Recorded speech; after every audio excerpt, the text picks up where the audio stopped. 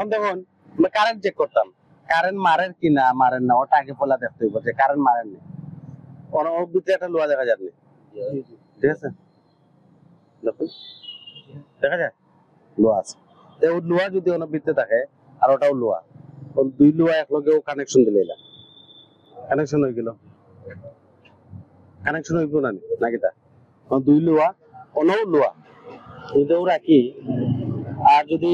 কোনো কারেন্টের শর্ট করে তাহলে ওরা কারেন্ট দেখা যাবে না, গাড়িতে আছে নাকি ভাই স্টার্ট দাও।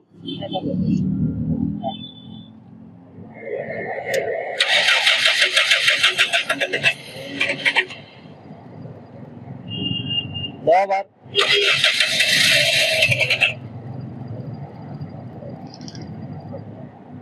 সামান্য অ্যাক্সিডেন্ট দেওয়ার লাগে দেখা যায়নি কারেন্ট না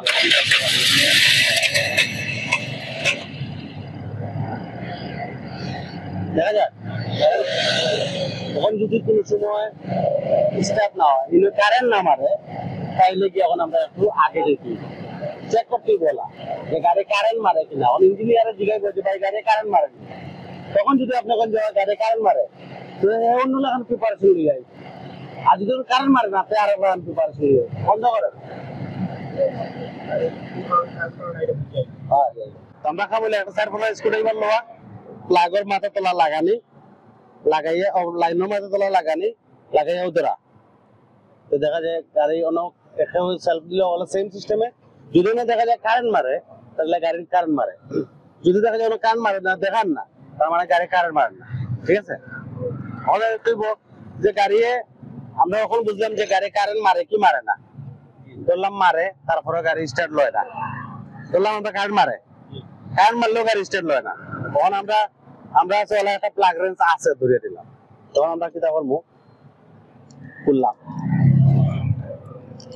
একটা প্লাগ রে খুলবো, আমার হইলো গিয়া গাড়ির কারেন্ট মারে কিন্তু গাড়ি স্টার্ট হয় না, গ্যাস তেল সবটা আছে কারেন্ট মারে কিন্তু গাড়ি স্টার্ট হয় না।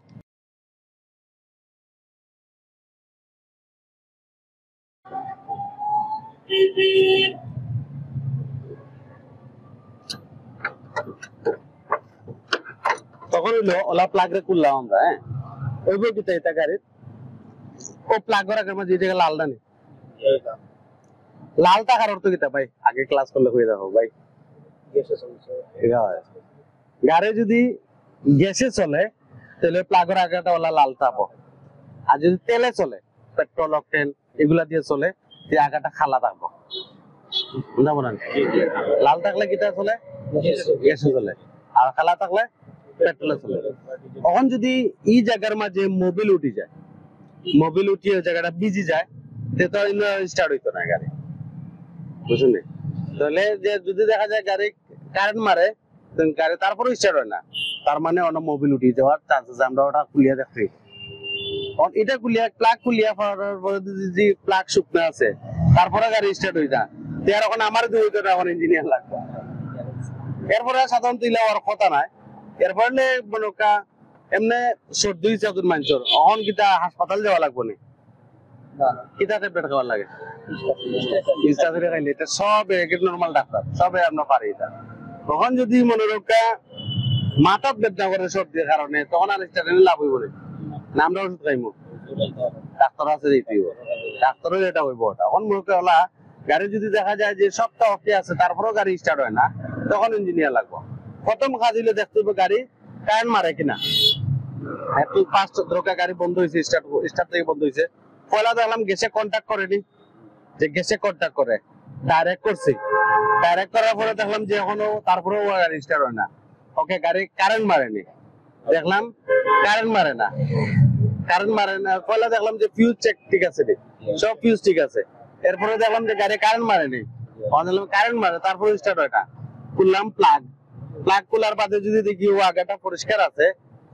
তারপরে গাড়ি স্টার্ট হয় না তাহলে আমার ইঞ্জিনিয়ার লাগবে। আর যদি দেখি যে আগাটা ভিজা মোবিল দ্বারাতে ভিজা তাহলে আমরা সাইডটা প্লাগ সেম সিস্টেমে খুলতে হইব,